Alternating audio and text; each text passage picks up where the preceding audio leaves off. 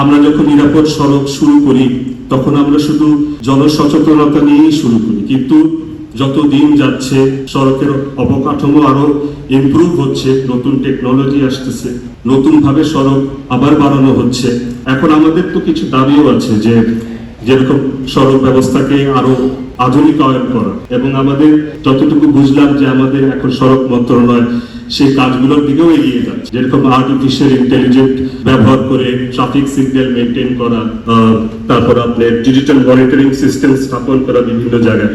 কিন্তু আমাদের কিন্তু টেকনোলজি ইনফ্রাস্ট্রাকচার কিন্তু ইমপ্রুভ হচ্ছে, আধুনিক হচ্ছে, কিন্তু তার পাশে কিন্তু আমাদের মানুষগুলো, আমরা যারা সড়ক ব্যবহারকারী, তারা কিন্তু আমরা পিছিয়ে রয়ে যাচ্ছি। কিন্তু তো আমার ইনফ্রাস্ট্রাকচার যদি আধুনিক হয়, কিন্তু আমার মানুষগুলো যদি সেগুলো যদি না বুঝতে পারে, সেগুলোর দিকেও আমি বলবো যে আমাদের একটু ধ্যান দেওয়া দরকার। আমাদের মন্ত্রণালয় থেকে আরেকটু এই জিনিসটার ব্যাপারে একটু গুরুত্ব দেওয়া দরকার। কারণ আমরা বহু বছর ধরে যখনই কোনো মেগা প্রজেক্ট হয়, আমরা সবসময় একটা কথা বলি, ইন বাংলাদেশ কনটেক্সট। এটা হয়তো তাইফুল ভাই খুব ভালোভাবে জানে যে বাংলাদেশ কনটেক্সট একটা শব্দ লাগিয়ে দেয়।